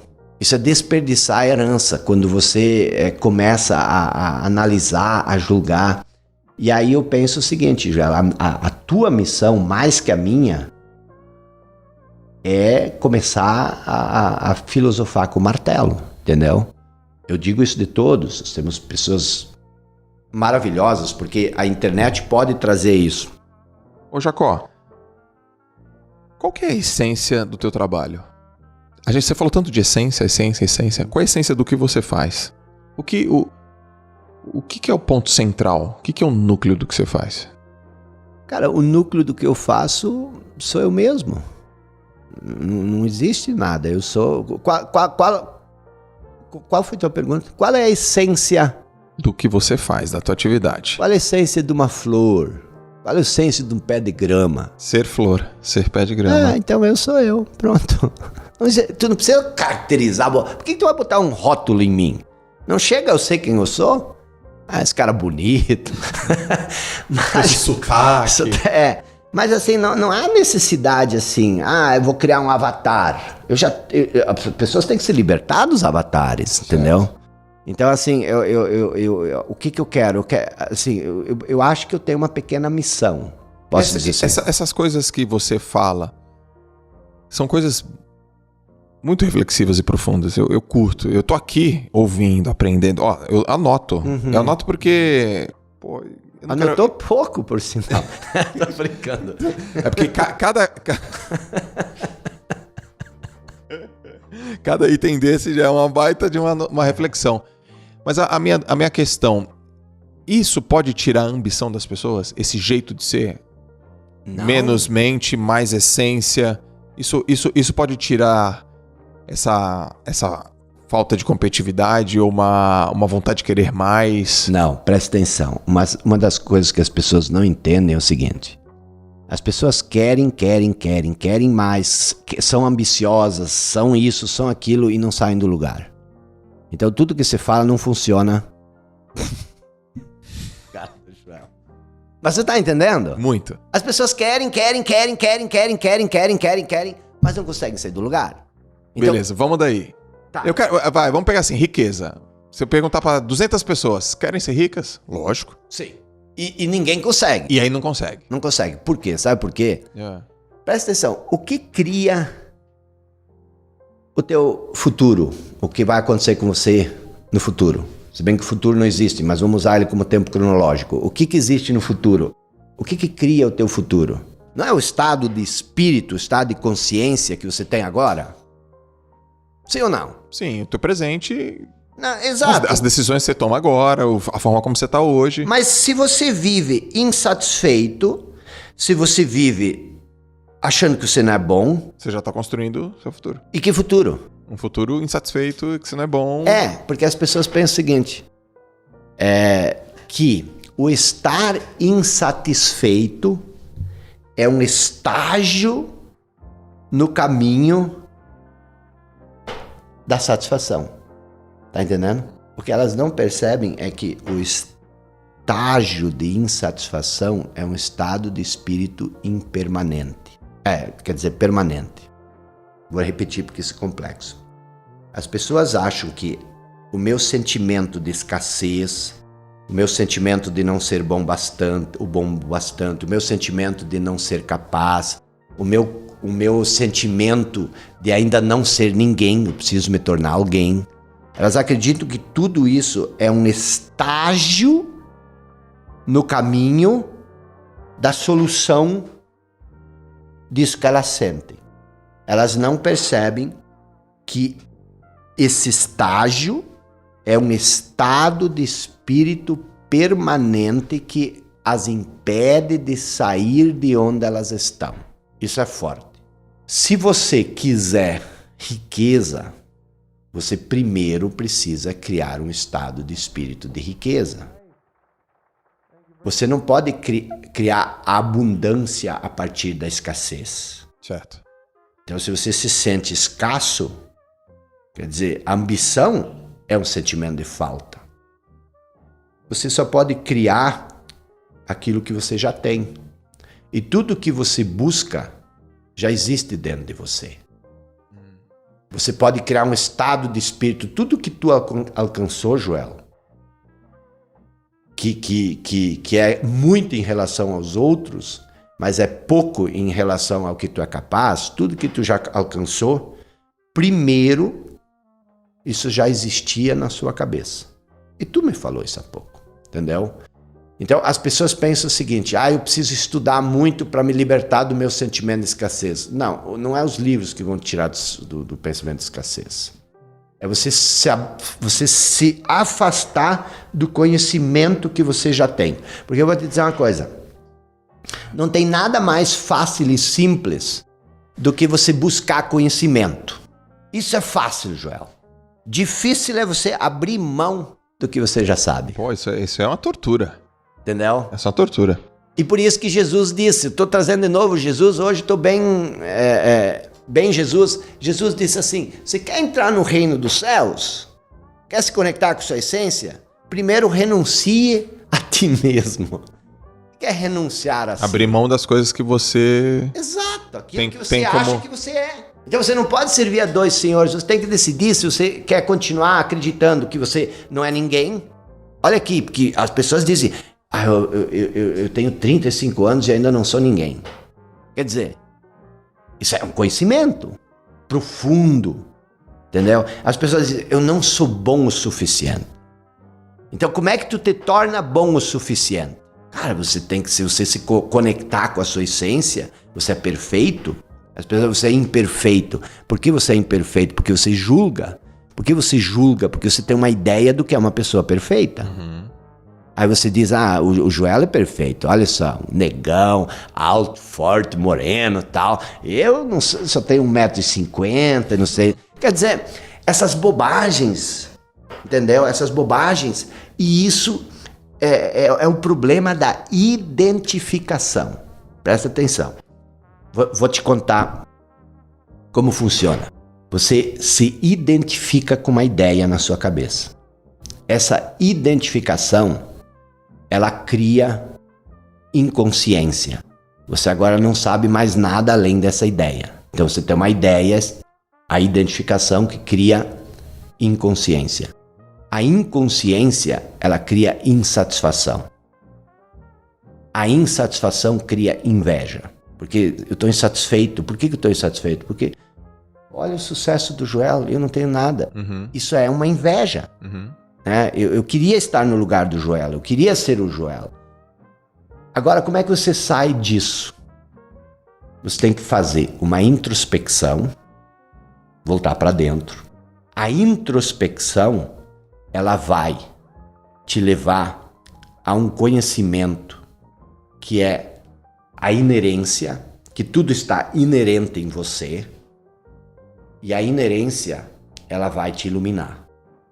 Ela vai te levar a um estado de iluminação. Esses são os 7 Is da jornada do filho pródigo. O filho pródigo passou por tudo isso. Então, o que você precisa fazer? Você precisa fazer introspecção. O que nós estamos fazendo aqui? Introspecção. A introspecção é questionar, porque as pessoas confundem autoconhecimento com saber coisas sobre si. Nada do que você sabe sobre si é verdadeiramente quem você é. O autoconhecimento significa você saber quem você é para além daquilo que você pensa sobre si. Isso é o autoconhecimento. Caraca, essa foi boa. Entendeu? Essa foi boa. E por isso que, de novo, voltando aos gregos clássicos, eles diziam o seguinte: conheça-te a ti mesmo e terás a chave do universo e o segredo dos deuses. O que é conhecer a si mesmo? É se conectar com a sua essência. Em essência, nós somos todos a mesma coisa. Desculpe. Então, nós somos todos a mesma coisa. Tá entendendo? Então, conheça-te a ti mesmo. Quando Sócrates fala uma coisa como essa, eu tiro uma semana de folga e vou pensar sobre isso. Porque Sócrates não fala bobagem. Entendeu? Aliás, tem uma história engraçada sobre Sócrates. Sócrates vivia por aí filosofando, perguntando pra galera e ficava horas e horas em discussão, e a mulher dele ficava uma fera em casa. E aí um dia ele chegou em casa e a mulher estava revoltada com ele. Era uma noite fria. Na época não conheciam, o banho frio ainda não era tradição. Aí a mulher pegou um balde de água gelada e com um balde na mão gritou e xingou ele e disse muitas coisas para ele. E depois ela pegou o balde e jogou no Sócrates. O Sócrates não tinha dito uma palavra até aí. Depois que ela jogou o balde de água fria, Sócrates teria dito: é igualzinho como na natureza. Primeiro os trovões e depois a chuva. Engraçado.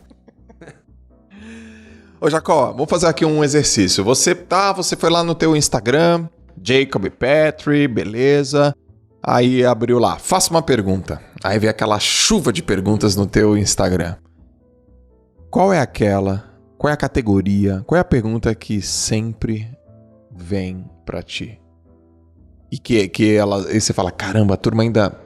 Eu preciso reforçar isso ainda. Acho que a turma ainda não compreendeu isso ainda. Eu acho que a pergunta que mais fazem a meu respeito é como se libertar das crenças limitantes.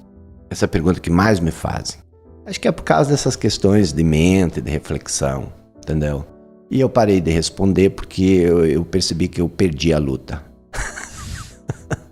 Não adianta. Sério? É, porque é uma coisa assim, ó, as pessoas, elas... o Valdir Bündchen, eu tenho uma relação muito próxima com o pai da Gisele Bündchen há anos, e ele já participou da nossa mentoria lá atrás e tudo mais. E ele sempre me dizia da dificuldade das pessoas mudarem, entendeu? E eu percebi, e eu lutava contra isso, porque eu sempre dizia, a pessoa não é uma mesa que é um produto acabado. A pessoa pode mudar. E eu realmente acredito que ela pode mudar, entendeu? Mas é difícil. Porque é justamente assim. Eu li muito, tá, Joela? Eu li muito. Eu tive uma fase assim que eu só lia, estudava. Eu não posso dizer que tudo isso não me ajudou. E tudo isso não foi importante. Então eu nunca vou dizer para você não leia, não estude, não faça isso. Mas eu hoje descobri que isso é secundário, tá? Primário é justamente você buscar essa conexão interior. Atletas são isso. Atletas fazem isso. Teu melhor desempenho não saiu daqui, Joel. Talvez tu não tenha percebido isso, mas... Sim. Percebeu? Concordo. Por exemplo, o que faz com que um jogador passa a vida inteira treinando, jogando, e aí numa decisão, chega um momento ali, tudo que tu tem que fazer é acertar um pênalti. Cara, é difícil você errar um pênalti. Eu já fui goleiro, e eu sempre dizia assim, como é que o cara pode errar um pênalti? E eu olhando, tamanho do arco, e tá aqui tão pertinho, eu tenho que me virar aqui. E por que a maioria, Zico, errou aquele pênalti decisivo que tirou a seleção? É sempre assim, na hora H. É porque na hora H tu passa a responsabilidade pra aqui, pra cabeça. Numa pelada tu nunca ia errar o pênalti. Então, e aí você vem, por exemplo, Por que Picasso, o grande pintor, ele disse o seguinte: nós temos que aprender a pintar como uma criança. Entendeu? As melhores obras da arte são as do Johnny. Entendeu? Uhum. Ele faz ali, e ele não tá preocupado. E ele vem, e ele ainda é muito novo, mas daqui a pouco ele vai começar a desenhar aquelas coisas e vai dizer, pai, olha isso daqui. E ele acha isso fantástico. Uhum. As pessoas não deixam de ser ambiciosas por se conectar com a essência.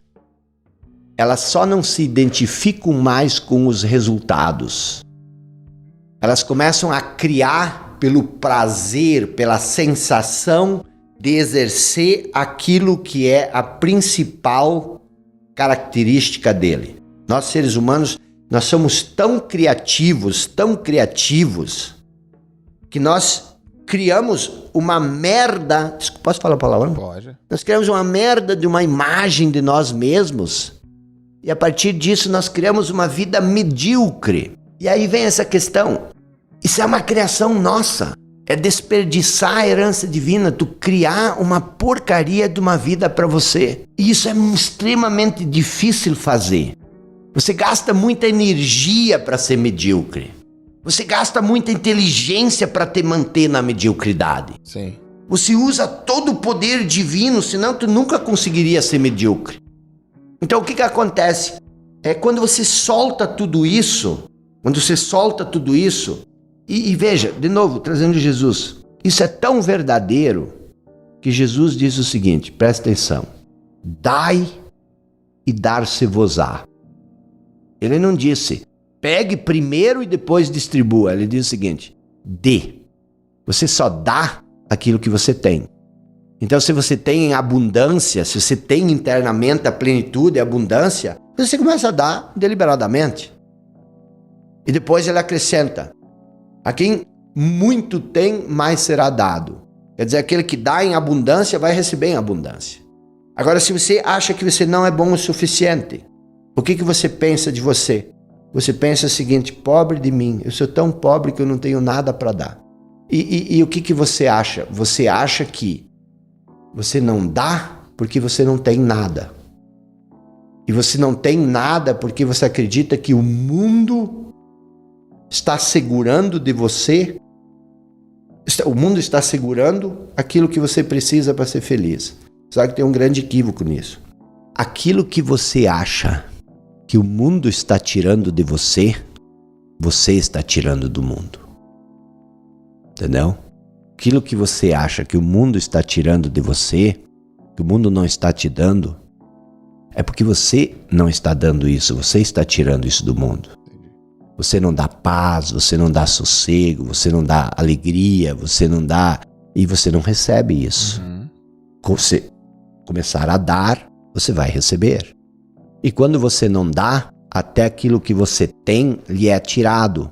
Por quê? Uhum. Porque você perde. Se você pensar lá nos teus amigos de infância, eu não sei, mas não tinha uns negócios lá na infância que o cara até tinha alguma coisa, mas ele era visto como um mesquinho, Sim. como um pão duro.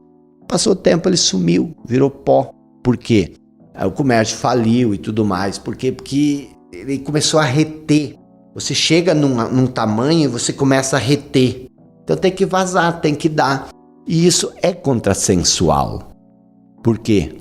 Porque nós achamos, a mente é escassa, a mente é limitada e ela cria escassez, ela cria limitação. O negócio está a buscar primeiro a nossa essência. Imagina se você acreditar que você é uma essência divina. O que pode te faltar? Você falou que o Éden é um estado de espírito, mas se você está no estado de espírito do Éden, você tem plenitude, você tem abundância, você tem tudo isso, você começa a dar isso para as pessoas. E isso cria é o fluxo de saída que determina o fluxo de entrada, e não o oposto. Eu preciso ter para dar. Esse é o inverso. O fluxo de entrada define o fluxo de saída. Isso não funciona. É o fluxo de saída que determina o fluxo de entrada. E você pode fazer essa experiência prática. Comece a dar aquilo que te falta. Escreve as 5 coisas que te falta. Falta alegria, falta amor, falta dinheiro. Começa a dar dinheiro. Mas como é que eu vou dar dinheiro se eu não tenho? Mas não é a coisa que tu dá.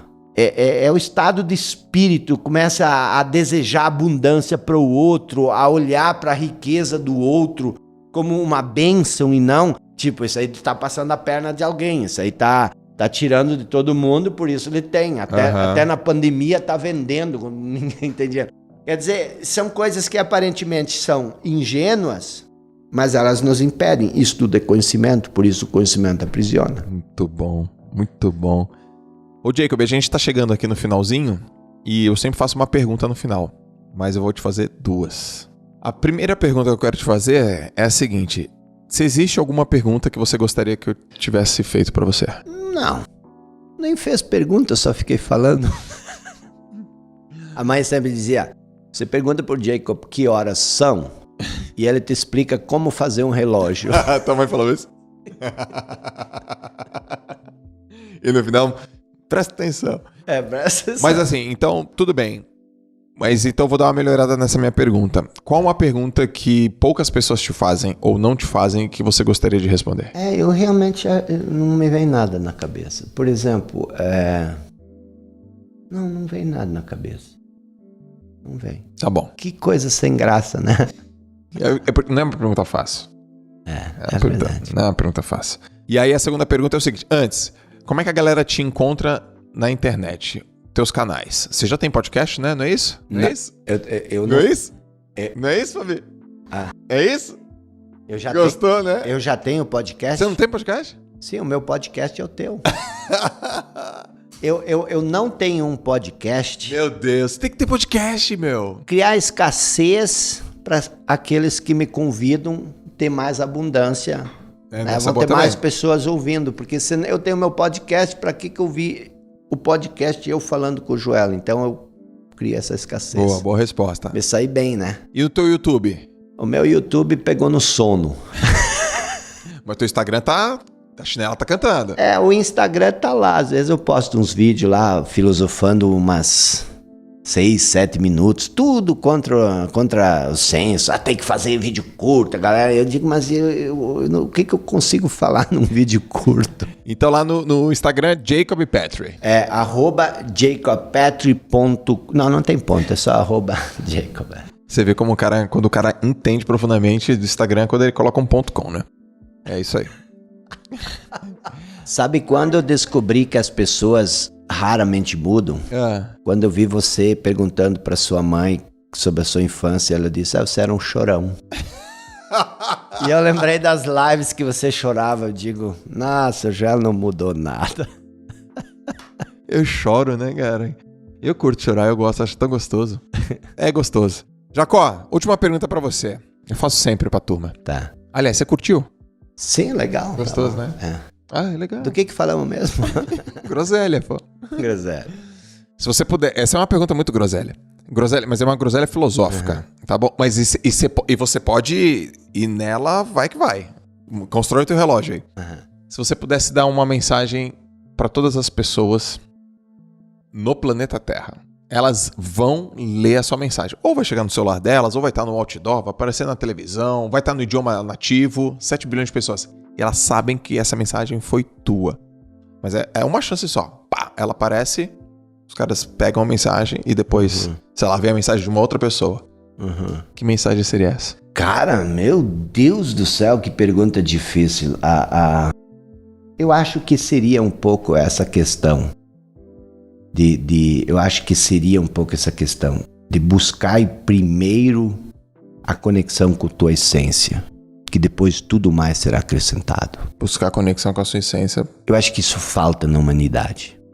Nós perdemos a fé no universo. Nós perdemos a fé nessa inteligência maior. Nós sofremos muito porque nós acreditamos que nós temos que resolver todos os nossos problemas com o nosso conhecimento, com a nossa mente, entendeu? Tu não confia mais no processo do universo. E é aquela pergunta que eu fiz antes: quanto tempo a gente sobreviveria se nós tivéssemos que fazer o nosso organismo funcionar com aquilo que nós sabemos? Isso é a inteligência do universo, a inteligência do corpo. Você corta alguma coisa no braço, você lembra, você caiu, espatifou, quebrou, daqui a pouco tá tudo perfeito de novo. É muito incrível isso. Isso é a inteligência do universo. Você deu uma colaborada, uma contribuída, mas sozinho você não teria chegado nem próximo do que aconteceu, entendeu? E porque você, nesse momento, você confia no processo, entendeu? Você confiou que isso ia dar certo e tudo mais. Por quê? Porque a experiência nos diz que isso funciona. Sim. Agora, todo o nosso desenvolvimento como ser humano, imagina se tu quisesse assumir essa recuperação por conta própria. Não, deixa comigo. Não te mete aí, organismo. Deixa que eu resolvo. E isso é a fé. Nós perdemos completamente a fé.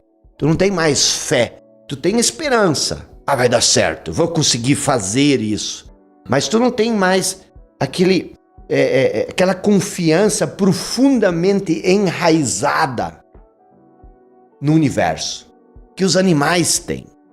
Se tu vê uma águia, por exemplo, lá nos Estados Unidos a gente observa muito os condor, as águias lá nas montanhas, e ela abre as asas e fica flutuando, só pairando. O que ela está fazendo? Ela está vivendo, ela confia, ela sabe, ela não está preocupada, ela não está buscando nada, e nós admiramos as águias, né? Então o que acontece? Nós precisamos recuperar essa certeza no universo e sair um pouco da nossa mente. Deixa a coisa acontecer, entendeu? Deixa a coisa vai, a clavícula vai se curar. É lógico que você tem que dar um empurrãozinho, mas não é você que vai curar, você só vai fazer o que tem que ser feito. Então, mas deixa a coisa fluir, não interfere no processo, entendeu? E aí você sabe disso, você vê, Joel, as pessoas se torturando porque não conseguem saber o seu talento. Olha o grau de ignorância sobre si mesmo para não saber para o que você tem uma predisposição, no que você tem uma facilidade maior. Aí você vê as pessoas se torturando 2, 3 anos em torno da ideia do propósito e não tem a confiança. Não, eu vou fazer isso, cara. Eu vou fazer isso. Se comprometer com aquilo, porque isso tudo é uma distração da mente. Quando você diz, não, eu tenho talento para fazer isso, você tem que se comprometer a fazer isso, você tem que fazer.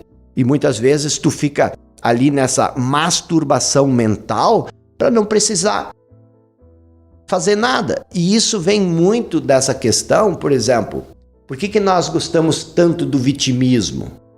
Porque isso dá uma identidade para nós. Se tu não pode ser o melhor, tu pode ser o pior. E aí tu pode reclamar o quanto tu é injustiçada, porque por quê? Porque você não nasceu com essas características, essas qualidades. Então o que nós buscamos na maior parte é uma identidade, e não interessa se essa identidade é uma identidade positiva ou negativa. A identidade, saber que você é uma vítima para o falso eu, para identificação mental, é melhor do que você não saber nada a seu respeito. Então você é uma vítima. E analisa os teus alunos, teus mentorados, as pessoas que tu convive, a dificuldade que as pessoas têm de se libertar dessa ideia de que elas não têm nada de especial, entendeu? E é disso que a gente precisa se libertar, dessa ideia. E quando eu falo de conhecimento, Joel, não é o conhecimento técnico. Tipo, conhecimento técnico sempre é bom, tu saber dirigir um carro, isso é conhecimento que tu sabe que é bom. Sim. Eu falo do conhecimento mais profundo, daquilo que forma a base de todo o resto. O que é isso? É o julgamento que tu faz a teu respeito. De todos os julgamentos que nós fazemos, nenhum impacta tanto a nossa vida como o julgamento que nós fazemos de nós mesmos. E esse julgamento, ele sempre nasce de um conhecimento. Você sabe que você não é bom. Você sabe que até ali você conseguiu bater o teu rival. Mas você não sabe que se você tivesse soltado esse pensamento, o que poderia acontecer. Entendeu? Então, conhecimento limita. Conhecimento é poder em potencial. Cara, Jacob, obrigado. Foi incrível, como sempre. Toca aqui. Você é um grande amigo. Valeu. É isso aí, galera. Esse foi Jacob Petri no JJ Podcast. Segue o cara no Instagram. Assiste mais vezes aqui, porque isso aqui é blow your mind, ok? Valeu, galera. Grande abraço. Até o próximo episódio. Valeu. Bye, bye.